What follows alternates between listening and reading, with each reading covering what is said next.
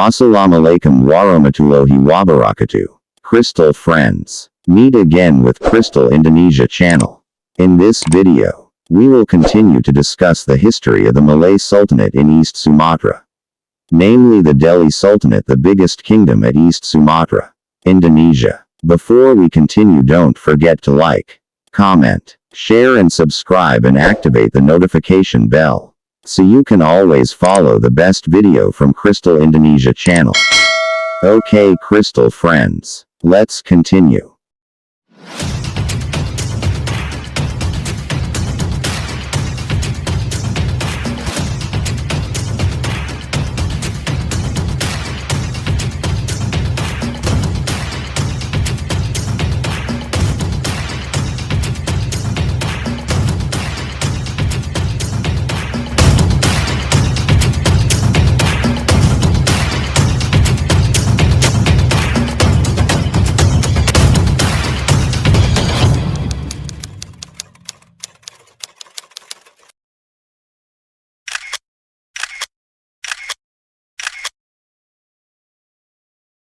The history of the Sultanate of Delhi and also the Sultanate of Serdang are closely related to the heyday of the Sultanate of Aceh Darussalam during the administration of Sultan Iskandar Muda, 1607-1636.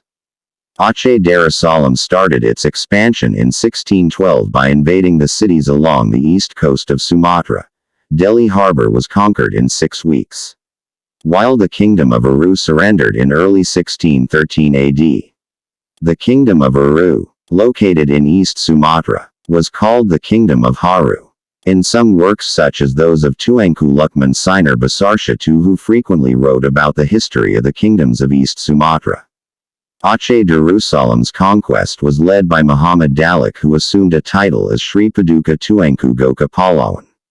This Aceh Darussalam commander was a descendant of Amir Muhammad Badar ud Din Khan, a nobleman from India who married Princess Chandra Dewi, daughter of the Sultan of Samudera Pasai. Sri Paduka Tuanku Gocah Pahlawan, nicknamed Laksamana Kuda Bintan, Admiral Horse of Bintan, was also believed to have led Aceh Darussalam troops against the Portuguese in 1629 and to have then conquered Pahang, 1617, Kedah, 1620, and Nias, 1624, as well as some other areas. Sultan Iskandar Muda granted Aru territory to Sri Paduka Tuanku Gocah Pahlawan. In 1632, Sri Paduka Tuanku Gocah Pahlawan was appointed the vice of Sultan Iskandar Muda to rule the former territory of Aru. Aceh's interests in the occupation of the former Kingdom of Aru territory were to destroy the remaining resistance of the Kingdom of Aru, which was aided by Portuguese, spread the teachings of Islam into interior areas, and establish rule that was part of the Aceh Darussalam. Shortly after being appointed ruler of Aru territory representing the Sultan of Aceh, Sri Paduka Tuanku Gocah Pahlawan was appointed by the 4 kings of the Batak Karo Urang country as a Datuk Tunggal or Ulan Janji, which was a position with an authority equivalent to the position of Prime Minister or Grand Vizier. In the coronation, an oath to obey was pronounced by the Orang-Orang Besar and people for Sri Paduka Tuanku Gocah Pahlawan. At the same time, Lembaga Datuk Berempat was also established that served as an advisory council for the government of Sri Paduka Tuanku Gocah Pahlawan. The 4 Batak Karo kings became members of this institution. The 4 kings of Batak Karo were the leaders of the 4 kingdoms in the Batak Karo region that had accepted the teaching of Islam and conquered by the Sultanate of Aceh Darussalam in the conquest led by Sri Paduka Tuanku Gocah Pahlawan. One of the 4 Batak Karo kings is King Undu Sunggal, who was also father-in-law of Sri Paduka Tuanku Gocah Pahlawan.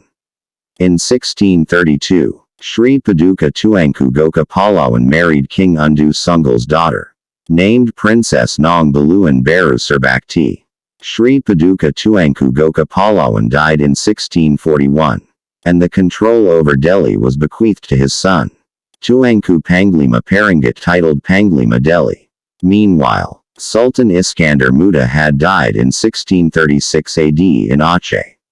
The leadership of Sultanate of Aceh Darussalam was passed to Sultan Iskandar Muda's son-in-law, Sultan Iskandar Thani, who was on the throne until 1641. Aceh Darussalam weekend after Sultan Iskandar Thani died. His successor was also his wife and the daughter of Sultan Iskandar Muda. Sultana Safi al-Din Taj al-Alam Puteri Sri Alam. The unstable Aceh Darussalam was an opportunity for Tuanku Panglima Peringit. In 1669, Tuanku Panglima Peringit proclaimed independence from the Sultanate of Aceh Darussalam and established a connection with the Dutch in Malacca, Basarshah II. ND 50. Thus, officially the Sultanate of Delhi established a sovereign government with the capital in Labuhan. Located approximately 20 kilometers from Medan, the capital of North Sumatra province today. Labuhan, government center of the first Sultanate of Delhi. The name of Delhi had actually been listed in the archives of the VOC, Dutch East India Company, in Malacca. In the record of April 1641. This was the year when the Dutch seized Malacca from the Portuguese. In that record, it was stated that according to the report of the Admiral of Johor, Aceh army had gathered in Kuala Delhi. At that time, the Sultanate of Aceh Darussalam was involved in a conflict with the Sultanate of Johor, which previously assisted the Portuguese and then the Dutch.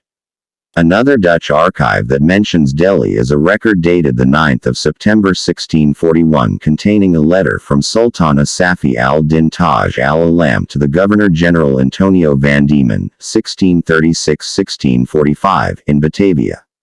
In her letter, the Sultana stated that the Dutch could trade up to Delhi and Besatang.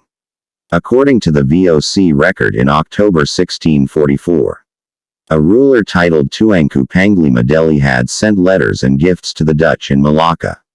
But the group's envoy had been robbed in Delhi near Panaji River. The area of Malacca, the fragmentation of the royal family of the Sultanate of Delhi edit. Sultan Ma'amun al-Rashid Perkasa Alam Shah's funeral. Aerial view of Maimun Palace. The Delhi Sultan after Sri Paduka Tuanku Gocah Pahlawan. Tuanku Panglima Peringit or Panglima Delhi. Died in 1700. His successor was Tuanku Panglima Padarap, who ruled until 1720. The Sultanate of Delhi was shaken by internal fragmentation shortly after Tuanku Panglima Padarap died. The deceased's children made a fuss about who should be entitled to occupy the position as the next Sultan of Delhi. Despite his status as the oldest child, Tuanku Jalaluddin Galar Kejuruan Matar was excluded from the candidates for the throne of the Sultanate of Delhi because his eyes were impaired.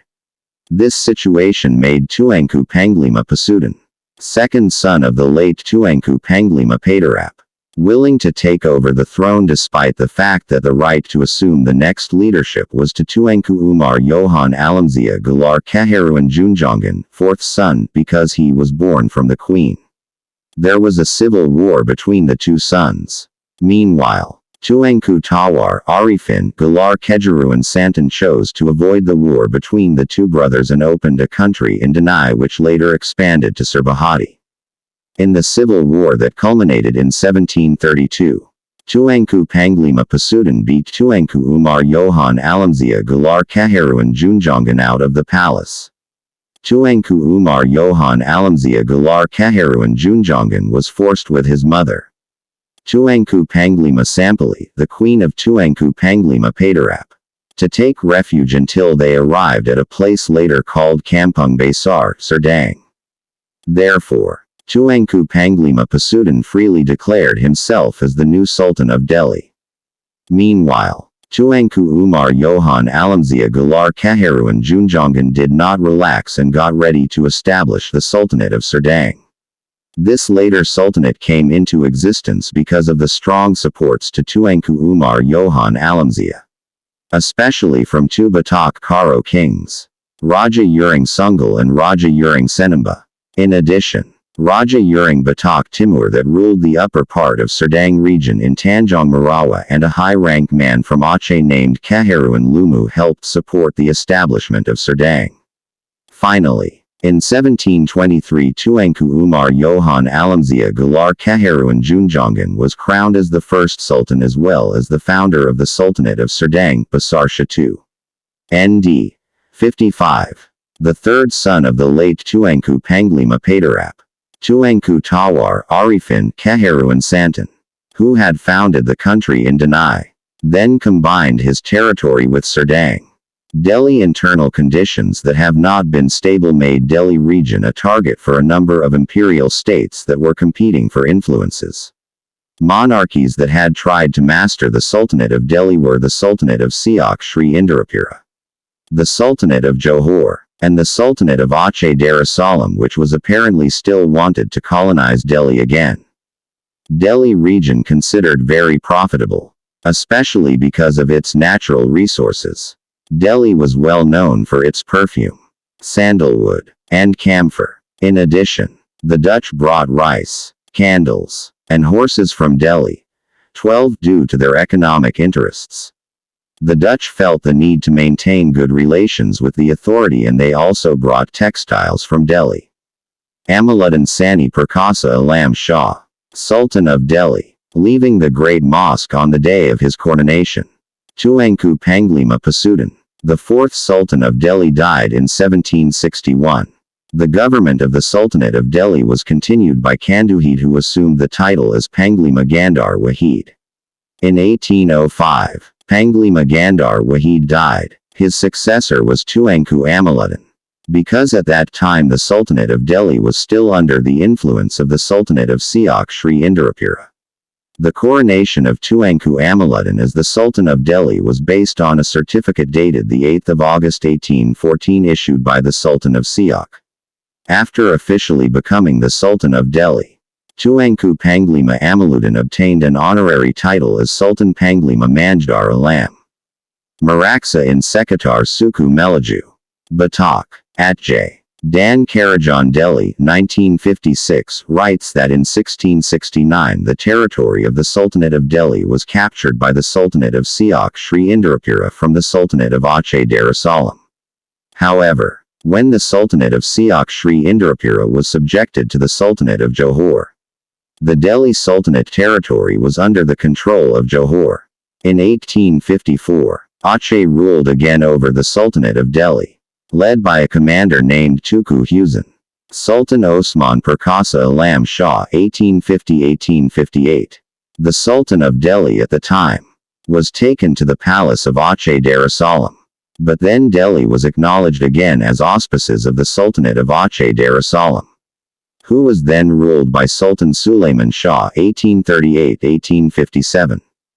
By Aceh Darussalam, the Sultanate of Delhi territory was defined between the borders of Rokan to the south to the border of Tamiang. Maimun Palace, the symbol of the Sultanate of Delhi prosperity. After Indonesia proclaimed its independence in 1945 and gained independence by the Netherlands in 1949, the Sultanate of Delhi, which was originally included in the territory of East Sumatra, since 1950 was merged into the province of North Sumatra until now. On the other hand, in those days situation in Delhi and North Sumatra have not been in a truly peaceful state. Royal families in northern Sumatra, including the Delhi family, were threatened because of the opposition from the anti-Roya parties. The royal family at that time was considered as Dutch stooges and belonging to the feudal class. Still in the same book, Tengku Luckman Sinar also writes that the rebellion incitements had been rumored since June 1942 during the era of Japanese occupation in Indonesia. The rebellion was started when the farmers harvested the rice, which was done with mutual cooperation and ended with the harvest feast. Acts of violence against the nobility reached its peak during the bloody incident known as the Social Revolution in 1946. Many kings and royal family in North Sumatra were murdered and robbed of property and belongings, including Tengku Amir Hamzah, the Indonesian poet who was beheaded in Kuala Begumat. The family of the Sultanate of Delhi and Serdang survived thanks to the preservation of the Allied soldiers who were on duty in the field to accept the surrender of the Japanese. After the tragedy of the Social Revolution ended in 1946, the family and heirs of the Sultanate of Delhi occupied Maimun Palace as a residence since almost all the palace there had been destroyed or burned. Maimun Palace was the only remaining palace because at the time of the social revolution it was guarded by Allied soldiers. After revolution and independence, the Sultanate of Delhi still exists but no longer has any political authority. Entering the New Order era. The Sultanate was ruled by Sultan Azmi Perkasa Alam al-Hajj, who was on the throne from 1967 until 1998. Since the 5th of May 1998, Sultan Adman Mahmud Perkasa Alam served as functionary of the Sultanate. However, the 13th Sultan of Delhi, who was a lieutenant colonel in Indonesian Army, died in an Army CN-235 plane crash at Malaikas Sala Airport, Laksamana, Aceh, on the 21st of July 2005. On the 22nd of July 2005, the Crown Prince inherited the throne as the 14th Sultan of Delhi and assumed the title as Sultan Mahmud Lamanjiji Perkasa Alam.